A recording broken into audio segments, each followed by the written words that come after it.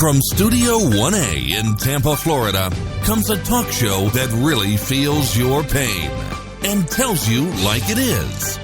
We love America and all that freedom-loving Americans want to protect. Live from coast to coast and on your radio, it's For the People with Keith Allen. We'll help you survive this thing called life. We're for the people. Whatever your source of stress or strife, for the people is there. Well, hello, Mr. and Mrs. America. I am Keith Allen and proudly welcoming you to this Friday's edition of For the People for a March the 3rd, 2017.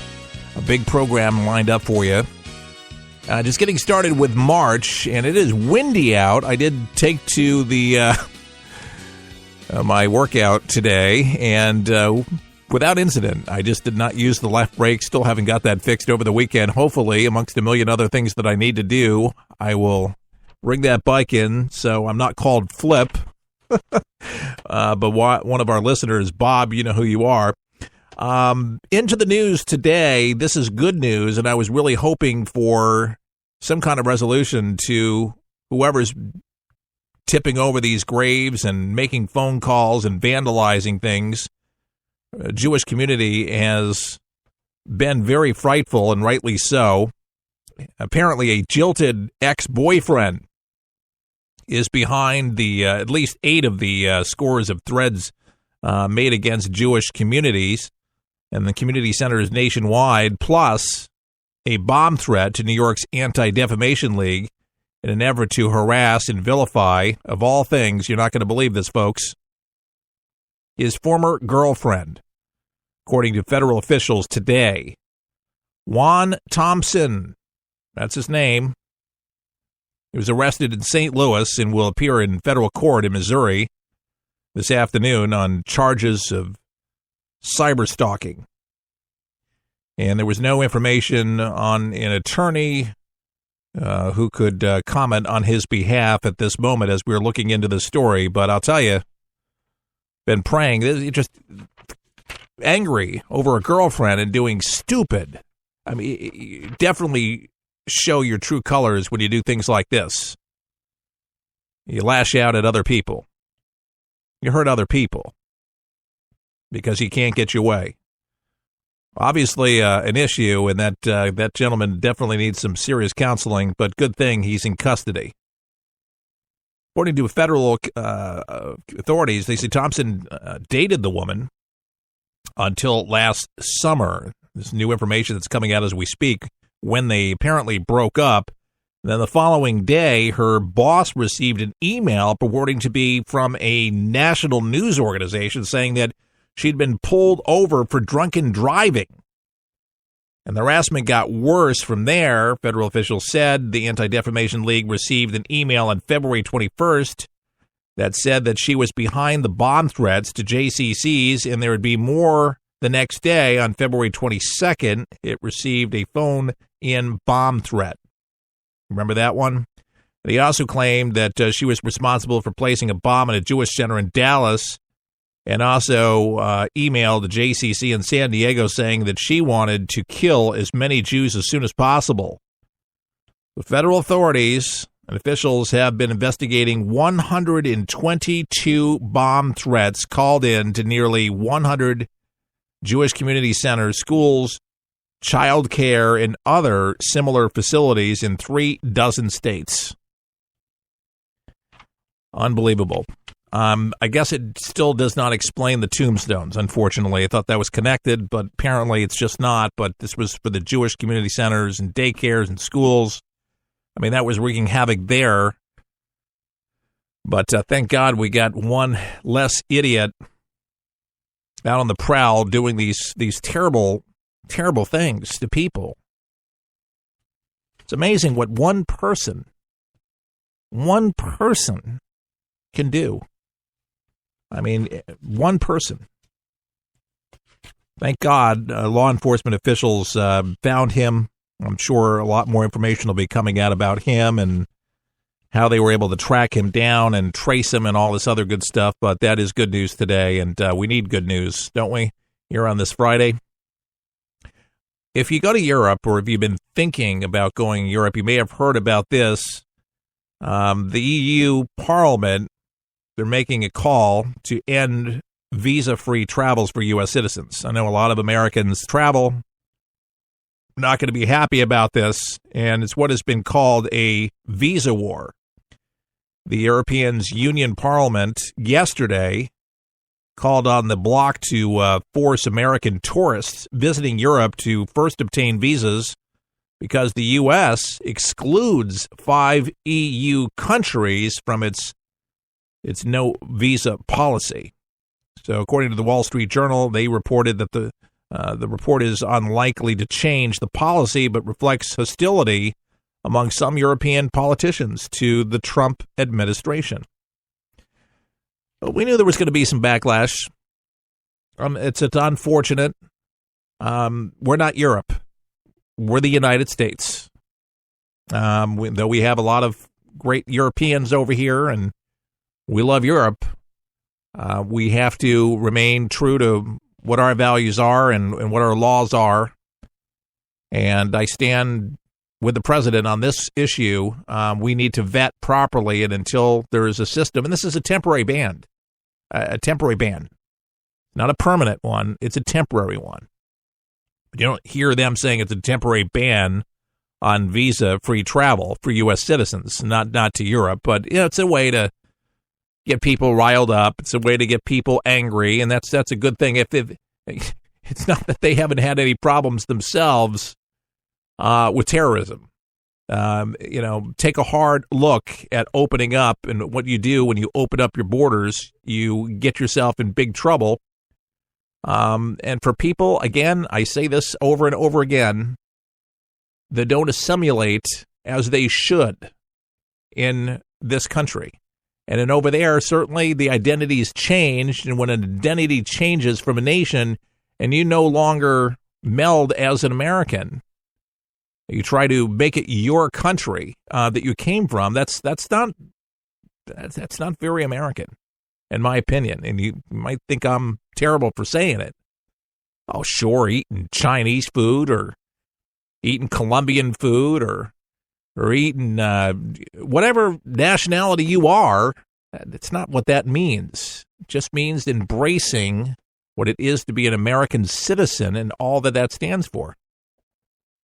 And I don't know why that's so bad, but you should be recognizable to to an extent with individuality at the same token.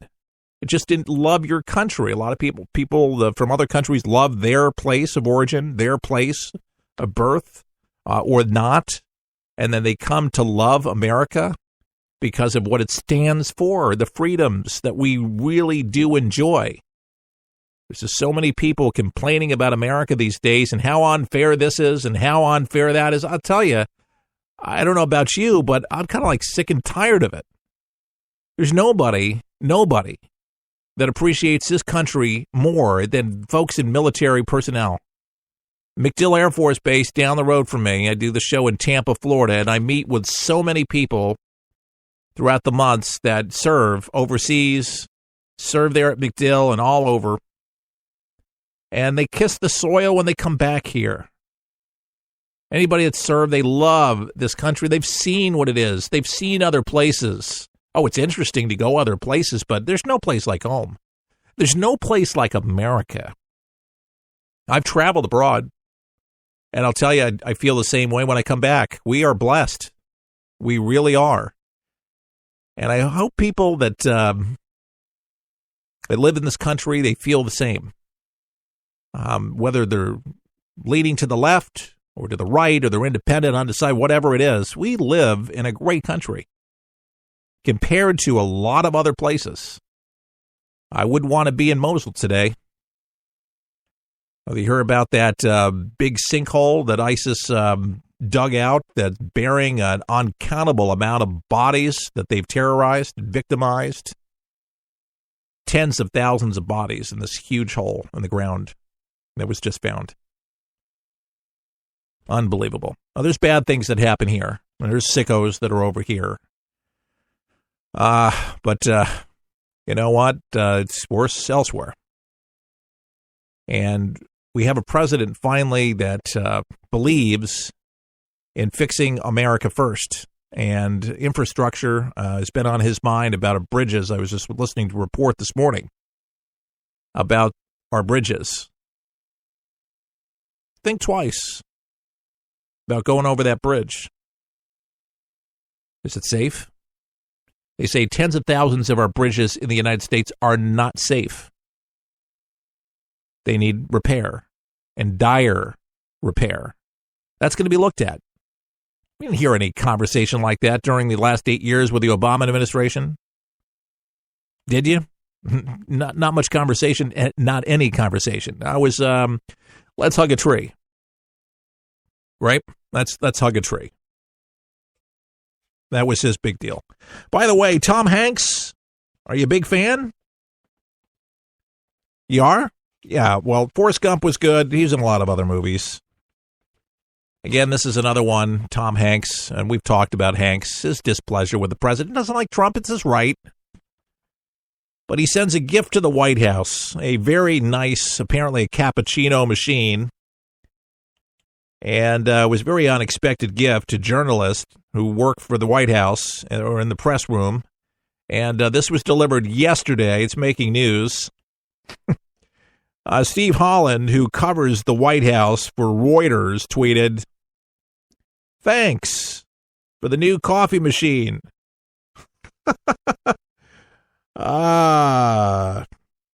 Holland included a photo of the brand new espresso machine, and you can see it online. But basically, they're smacking. You know, it's the left. Tom, and believe me, Tom Hanks, he didn't think about this on his own. This is just the left. So basically, there was a note that was attached. Tom Hanks, by the way, 60-year-old actor, very outspoken critic, as I say, of the Trump administration. So here's the little note that was included with the machine. To the White House press corps, it reads, "Keep up the good fit for truth." Now, that was a misprint by Fox News. Keep up the good fight, I feel like Ron Burgundy. Justice in the American way. For truth, justice, and the American way. And he says, especially the truth part. It finishes. Tom Hanks. And then the note, I don't know why he put this in, but a cartoon drawing of American soldiers. Okay. Great.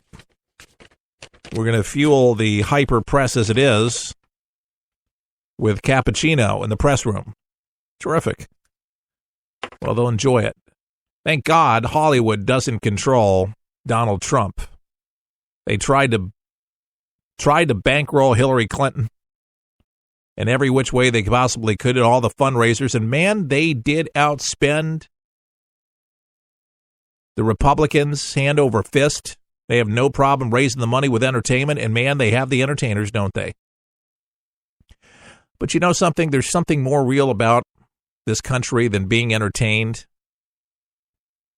Thank God that people have what I call a good dose of common sense of their own. There's a little wake-up call. And they realize there's things that need more attention than that. When you realize, wait a second here, I have to pay my electric bill before I pay my cable bill. And, that's a trend, by the way. A lot of people are cutting cable. And you know why? Because you can get this stuff on Netflix and Hulu, but not even. We can go on for free on YouTube. No kidding. By the way, there's a company, and I'm not going to announce the name or not, but it's going to be coming out very soon, and a little partnership with For the People. It's a player that you'll download for your computer or on your smartphone. They're working on Android, and I think they have an Android, but working on an Apple version. And it's one player that streams everything. One that's on your phone, everything that you could ever imagine. You don't have to go to other players, multiple players. It does one thing,